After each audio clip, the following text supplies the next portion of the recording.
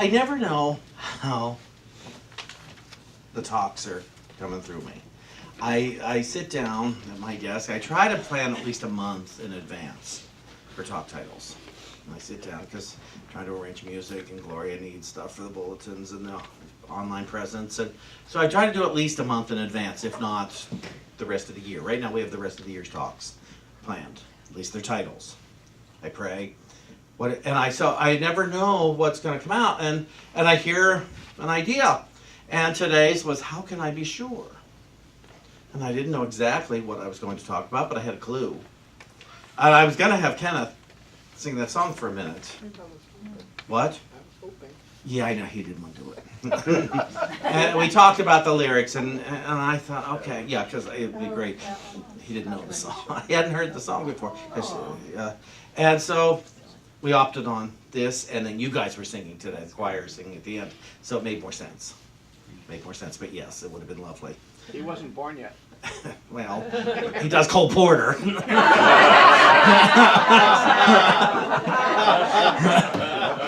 Yeah, but that's for different reasons. It is Gershwin. He sings David Friedman. He wasn't born yet then. Anyway, how can I be sure? And I'm thinking, because it's tough with this God thing. Because you question, how can I be sure that God is? And yet, so many things we're so awful to each other. And we're so horrible to ourselves, many of us. And yet, we're still saying God is. And is it because of a burning bush that we're sure God is? What is it? I think for me, remember, as I said, God is the word I use for it. I will also use the word spirit. I will also use the word law, principle. And to me, they are all the same thing. It's just that when I want to personify it, I call it God. When I may want to turn it into a person who I want help from, who I want to tell my problems to, and get help. Now, as I've said here, I don't want to convince God that I have a problem. Because God's nature is yes. And so for God to say, well, yes, you have a problem. Congratulations. God doesn't step in and fix it like my grandmother did. Like David does for me when I have an earthly problem. If I get a big flat tire and I'm running, and he will tell me, and this happened a couple of months ago. Right outside here, I was running over here for something, and I ran into the curb and shattered my tire on my new car, and I forgot to bring my wallet with my AAA card in it. Yeah, or my cell phone. Thank goodness I had keys to get upstairs here, and so it threw me. Suddenly I forgot all about the God. God. But at least I had a David to call. Not everybody has one of those. And I called him and I said, this is one of my times where it's hopeless, because we were going to go do a day trip. I got him for 1 day's vacation to Coney Island. I don't recommend it. And I'd never been there. I'm probably not going back. Anyway, he said, Shawn, you just called AAA. And I said, but I don't have the card. He said, well, I'll give you the number, but they'll have to see it. He said, just call them. They did. They were here in 20 minutes. It was fixed. Everything was fine. I don't want to buy a new tire. Well, that's not an option, really. Unless I want a tire about the size of this. Drive around. And it was all fine. But in that momentary upset, I wasn't sure of the existence of God. That can be a help in all ways. That's what I was taught. God, there's nothing too big or too small to accomplish in God. Now, clearly it's not about a person doing something supernaturally. And I've proven that over and over again, and I'm assuming you have too. And yet sometimes something seems to happen magically. Oh, it was a miracle. There was, I didn't walk outside and my tire was reinflated and not damaged. That would have been impressive. I would have been really impressed with that one. And I might have started believing more in the supernatural than I do. But that was not the case. However, I got a really nice guy from a towing agency who just came out there and changed my tire and was kind about it. And that was done. And I could say, oh, now I may have doubted my higher power in that, but I didn't doubt that there was a way. I went with my thoughts. Call David. Because he could be calm. It wasn't his tire that had just gotten damaged. He could be calm through it all. Back when I did lighting, I don't mean to spit on you, honey.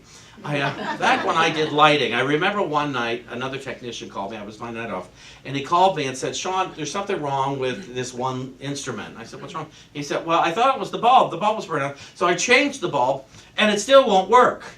Now he's got a show in 20 minutes. I know that panic, and I said, "Try a different bulb," and that's all it was a damaged, brand new bulb. But I was at home relaxing. I could think of that solution. And I saw that right there. Oh, when I'm not pressed for time, it's easier for me to come up with things. When I know I've got to look good in 20 minutes, and I thought, oh, what do I do? What do I do? And and you start thinking in the absence of good rather than in the presence of good. Anybody? When you're pressed for time, when it's not going your way, you want to drop 50 pounds before tonight.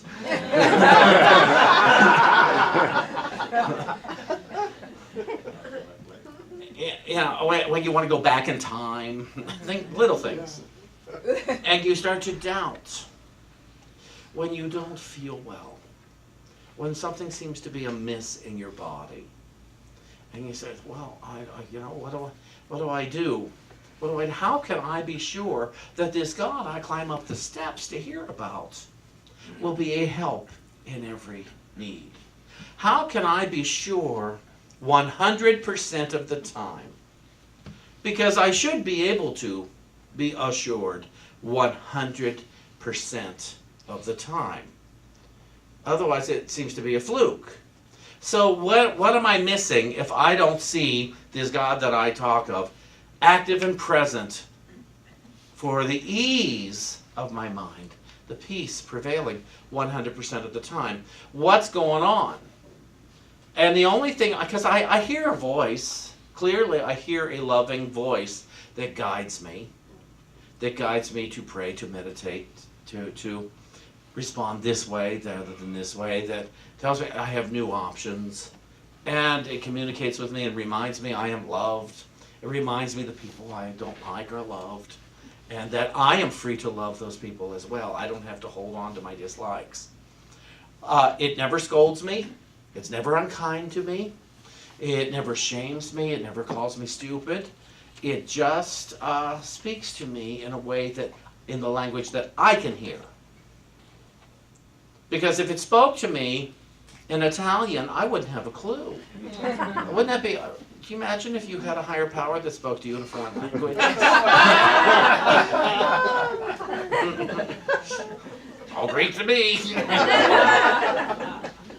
But for some of us, when a higher power speaks of love, that's a foreign language. Because our parents didn't speak in terms of love. For some of us, when a higher power speaks in the language of peace and joy, it's a completely foreign concept. For some of us, if we were to walk into that bookstore right now and pick up a Charles Fillmore book, it might as well be written in Chinese. For some of us to pick up the Bible or the Course in Miracles or anything else, it might as well be written in Sanskrit. It might as well be in the original Aramaic, some of them, for all that we're going to get out of it, because we open it, so I don't know what this means. I have a friend in 12-Step Fellowship, and he has dyslexia issues.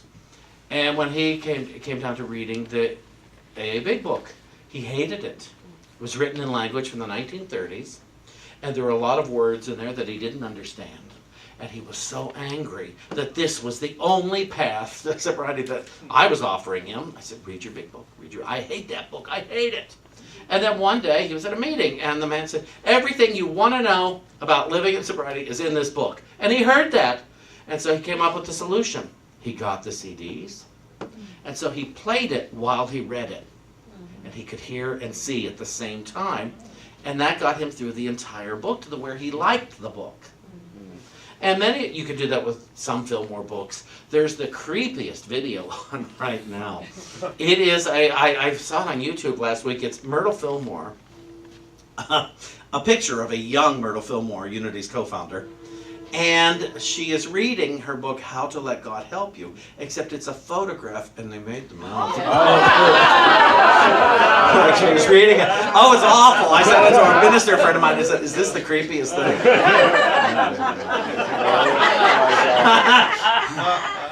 You may want to read the book rather than watch that. I don't know how much you're going to get out of it. So I want to read something to you. Now this comes from James Dillett Freeman, who wrote the Prayer for Protection. He was Unity's poet laureate. When he was a little boy, his family lived right across the street from the very first Unity Church on Tracy Street in Kansas City. And he would hang out there. And he went on to become the right-hand man to the Fillmores in so many ways. And he wrote the Prayer for Protection. He wrote several books on poetry. Eventually, he headed up Silent Unity. He didn't start it, but he was, after May Rowland, he became head of it in the 70s. And so it's fascinating what you say. I met him once, long white beard and everything. But he wrote a book, or not a book, a pamphlet. A short pamphlet, maybe a tract, you might call it. It's called A Sure Remedy. Here is a mental treatment that is guaranteed to cure every ill that flesh is heir to. Sit for a half hour every night and mentally forgive everyone against whom you have any ill will or antipathy. If you fear, or if you are prejudiced against even an animal, mentally ask forgiveness of it and send it thoughts of love. If you have accused anyone of injustice, if you have discussed anyone unkindly, if you have criticized or gossiped about anyone, withdraw your words by asking him/her in the silence to forgive you. If you have had a falling out with friends or relatives, if you are at law or engaged in contention with anyone, do everything in your power to end the separation. See all things and all persons as they really are, pure spirit, and send them your strongest thoughts of love. Do not go to bed any night feeling that you have an enemy in the world. Be careful not to think a thought or to say a word that will offend. Be patient, loving, and kind under all circumstances. You can do this if you are faithful to the silent hour, because there you will be helped to overcome the selfishness of the carnal sense. There is an immutable law lying back of this healing method. God is love, and love is manifest as life. God is thus manifest in and through all its creations. If we do aught, A-U-G-H-T, if we do aught to cut off the love of any person, we are cutting off the love of God. Hence, we are cutting off the life that flows through all. When we, by withdrawal from our fellows in any way, cut the cords of love that bind us together as men and women, we at the same time sever the arteries and veins through which the universal life flows. We then find ourselves mere bundles of strained nerves, trembling and shaking with fear and weakness, and finally dying for the lack of God's love. But omnipresent Spirit ever seeks to flow into us and to stimulate us in every faculty. We must, however, by our words and acts, acknowledge this all-powerful presence as the moving factor in our life, because each of us has inherent free will which welcomes or rejects all, even God not being accepted. Self-condemnation is also a great error, leading to dire results.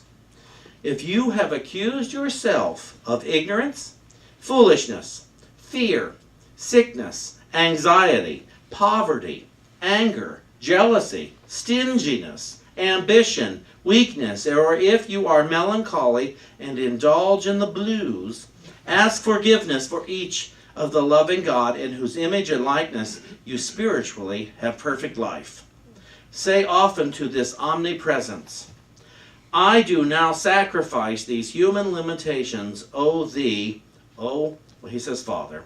I am obedient unto the law of my being, and I know that in thee I am brave, true, energetic, wise, pure, perfect, strong, rich, and courageous. Thou art my almighty resource, and I do trust in thee utterly.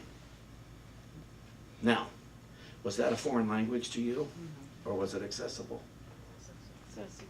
If you want, I can put it on our newsletter this week. I can have Gloria put it on so you all can have it.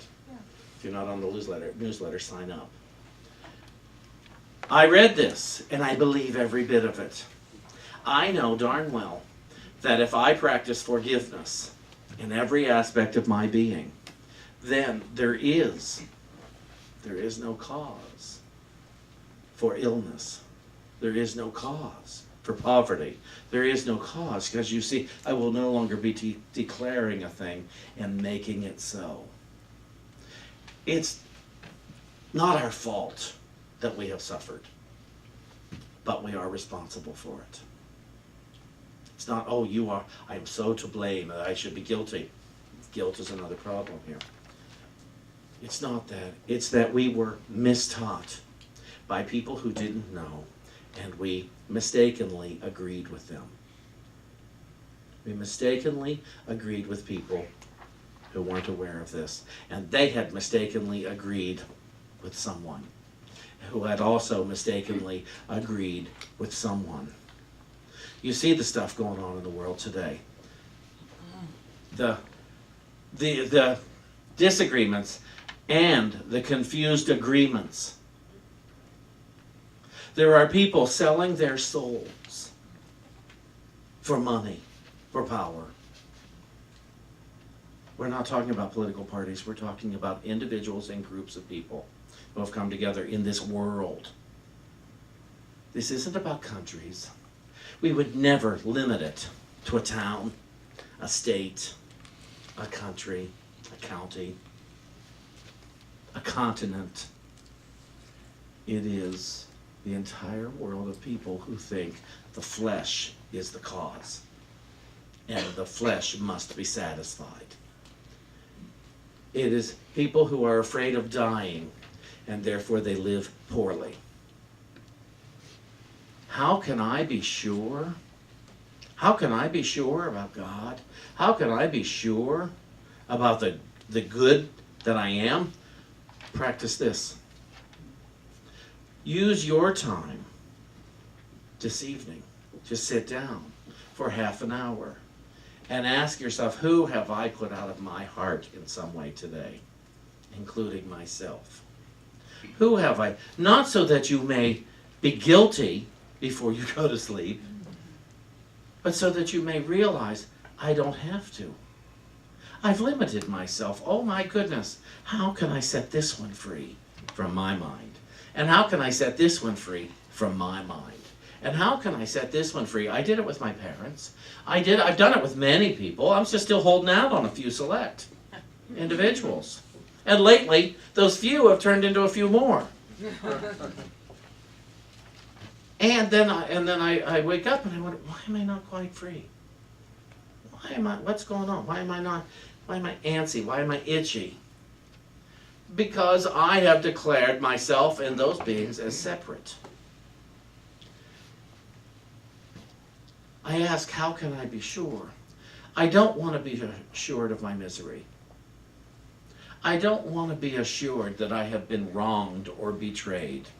And I don't want to be assured that I should somehow live in guilt or shame or feel that I am wrong for who I am and what I am. I don't want to be ashamed for the God of my understanding today. And so therefore, I do not have to agree with anyone who says you should be ashamed. What's wrong with you? Why don't you know better?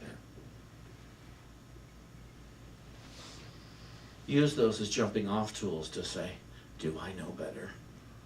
Where's the truth in that? And then go from there. Do not hate anyone who holds a political office or who has ever held a political office. Do not hate them. You can't afford it. You can't. Because you don't want to be sick. It is your hatred that makes you sick, not their behaviors. It is your thinking and my thinking that makes us sick, that makes us poor, that makes us lonely, not them. And we have to remember that. It's me agreeing with confusion. I have a choice today.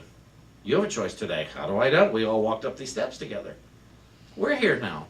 We're live on Facebook. Hey, TV land. We're offering, last week it was 401 views, to think differently. Live, high atop the Ford dealership in downtown Norwalk. To think differently. To love God. To love principle. To love spirit. To love law. More than anything else, last week's talk. Today, how can I be sure there's only one way? Practice it for yourself. You can't be sure by my faith. And I can't be sure by yours. I can't be assured by James Dillett Friedman's faith. I can be assured in my own practice. And in my own practice, I have witnessed many shocking, kind behaviors in myself. I have witnessed many shocking acts of willingness on myself and others, or from myself and others. I have witnessed, being a minister, shocking. I have a relationship for over 16 years now, shocking. And I have a relationship with this church for over 14. And, oh my goodness, today's my 14th anniversary here. Wow. How about this? It was the last Sunday in September. Holy cow. 2004. I forgot. Congratulations. I'm going to read this last part from the Holy Spirit's interpretation of the New Testament. Those of you taking my class, do you notice how easy that was? Teaching a cabaret class. We always start with mic technique. Mic stand technique. Okay, this comes from 2 Corinthians. I'm going to read two little passages. First, from chapter 7, it says, "A mistake that you make is believing that you are guilty for the imagining that you do. I tell you, you are not guilty because you are imagining. You're not guilty because you are taking a walk through fantasy. You're not guilty because you have literally done nothing. This seems difficult for you to accept because you believe the world. You believe the world is real, so you must be guilty. Can you see the direct connection between your belief in the world and your feeling of guilt?" And then over here in chapter 8, it says, "Listen for my words." This is the voice of Spirit. "Listen for my words, and you shall hear them, for I am always willing to speak to you. You do not hear me when I speak because of your thinking and your thoughts about the meaning of the world. But if you're willing to lay down your own thinking, you'll hear me. When you're willing to lay down your own thinking completely, you will hear me and only me, and you will rejoice." So, choose. Decide. Do you want the practice and the results that this is offering, that I offer today? Do you want them? Some of you are already living in them.